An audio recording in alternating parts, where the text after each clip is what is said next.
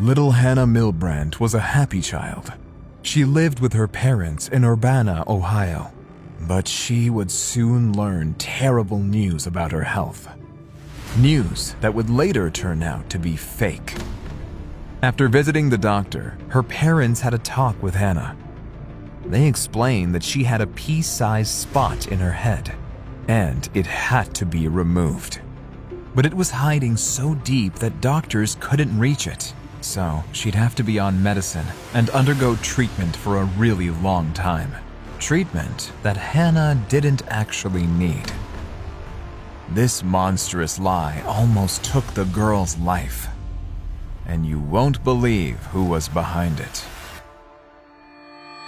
After the sad news, 7-year-old Hannah's life changed dramatically. She was taken for treatments regularly. She had bandages on her neck and back, which were said to cover ports for medical procedures. Her mom, Teresa, used to work as a nurse. She knew that Hannah's immune system was weakened and she could easily catch something, so she made Hannah wear a surgical mask at all times. Teresa didn't even allow her daughter to go out with her friends or visit them. Hannah was only allowed one visitor, the healthcare nurse Beth, who came 3 times a week. She helped Teresa take care of the girl, but Hannah had no memory of those visits. She felt weak and fell asleep every time before the nurse came. One morning, the girl noticed some hair on her pillow. Teresa explained that it happens with her illness, and they'd have to shave all her hair off. Hannah cried. She didn't want to lose her hair, but she had no other choice. She also had no way of knowing that she was actually perfectly healthy. The girl still went to school, but things had changed there too. The teachers had explained Hannah's condition to the students and told them how to behave around her. The children were strictly forbidden to touch the girl where she had bandages. In solidarity with Hannah, 300 students came to class wearing hats for Hannah Day. That day, she felt happy again. Hannah noticed that her parents had stopped fighting like they did before. Instead, Robert and Teresa were doing everything they could to make sure their beloved daughter got better. Hannah's father worked very hard to earn money for the treatment, and her mother took care of the little girl day and night. Everyone who knew them responded to the family's grief. Their friends, neighbors, and colleagues helped them. Even the members of the local church held a fundraiser for Hannah. Teresa raised $2,000 a week for her daughter. But Hannah wasn't getting any better. The headaches continued, and she felt weak. After Teresa and her daughter visited the doctor once again, Teresa told Robert terrible news. Hannah's treatment wasn't working. Their little girl was running out of time. It was Christmas, and desperate little Hannah asked Santa not to take her life. And her wish came true. Hannah returned to school after the Christmas break, but the teachers noticed something strange about her, something that would eventually save Hannah's life. The girl's hair wasn't falling out in chunks. It was actually growing back normally. This was not typical after all Hannah's medical procedures. The teachers were concerned and started asking questions. At the beginning of January, they invited childcare representatives to the school. First, they took the bandages off the girl, the bandages that were supposed to hide the ports, and their hunch was confirmed. There was absolutely nothing under the bandages. The deception was exposed. But who was behind it? That was for the police officers to find out. They went to the Milbrandts' house. There, they were met by Hannah's mother. The investigators had a lot of questions for her. And the woman's answers stunned them. She knew very well that her daughter's illness was fake. Teresa and Robert were immediately arrested. Little Hannah was taken to the police station. She was terrified and kept calling for her parents. Officers tried to calm her down and asked her how she had been treated. What the 7-year-old kid told them shocked the whole police department. According to Hannah, her mother gave her a blue pill every day. This would happen before they went for treatments. Her mother said it would help her get healthy. Afterwards, Teresa would take the girl to the car and go to the hospital. Hannah would almost immediately feel very tired and fall asleep right in the car. And when she woke up, she was already home. Her mother said that they had just returned from the hospital. She also took the same pill before Nurse Beth came to her.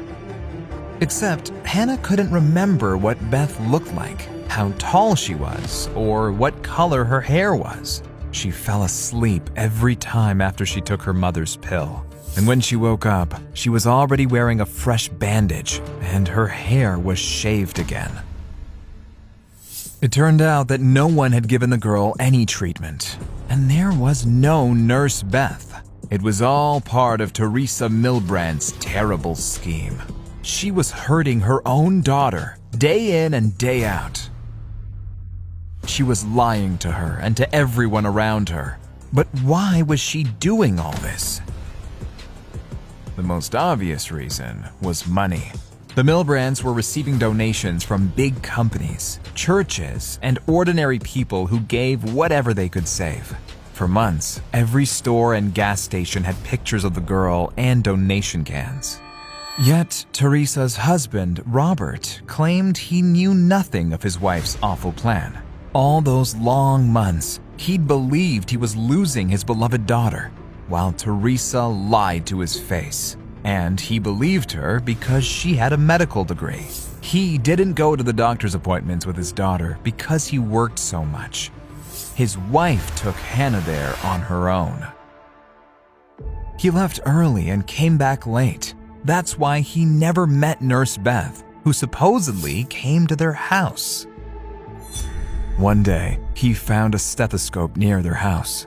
Teresa explained to him that Beth had lost it, so Robert had no doubts. However, that didn't save him from his guilt or prison. He was punished and sent to jail.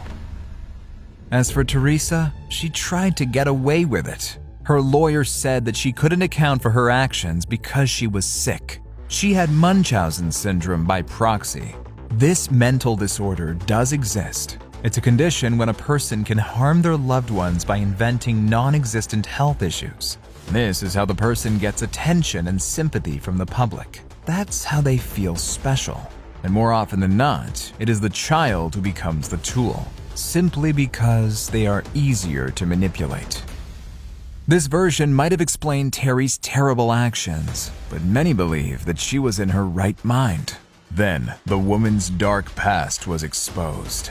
Turns out, Teresa had already done time for financial fraud.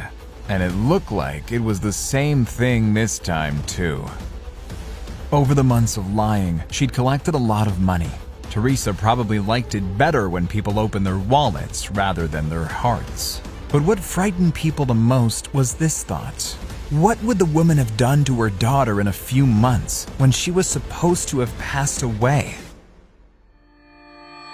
In the end, Teresa Milbrandt was declared sane. The woman's Munchausen syndrome was not confirmed. She was sentenced to 6.5 years in prison. And little Hannah was sent to a foster family. The girl missed her parents very much. Only years later was she able to understand what had actually happened to her. Today, Hannah is going to become a social worker and help children who live in foster families. After all, she went through it herself. Even though you've been through some awful things and you might not have everything the way you want it now, you can still be successful and definitely have faith in yourself. Hannah forgave her father. When Robert was released from prison, the girl immediately started living with him. She believes her father knew nothing. But there is no room in Hannah's heart for her mother. After serving her time, Teresa tried to meet her daughter and even came to visit her at work. But the girl chased her away. Thanks to her mother's betrayal, Hannah had to work hard to trust people again. Grudges can be forgiven, but trust can never be restored.